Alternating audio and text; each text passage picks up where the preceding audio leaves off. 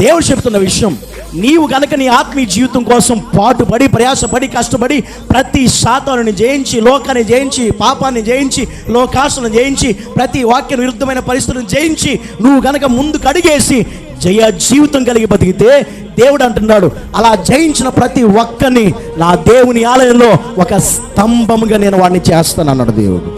స్తంభం అంటే అర్థమేంటి తెలుసు? వాడు పిల్లర్. ఇక వాడు కదలడు.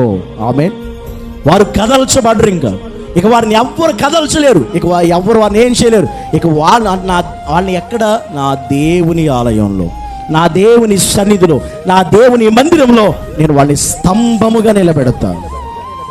స్తంభము నిలబెడతా అంటే, ఒక స్తంభము నువ్వు అయితే దాని అర్థం ఏంటంటే, నీ ద్వారా ఇంకా బిల్డింగ్ కట్టబడుతుంది కానీ వేరే పరిస్థితులు కనబడవు. అంటే నువ్వే ఆధారం అవుతావు.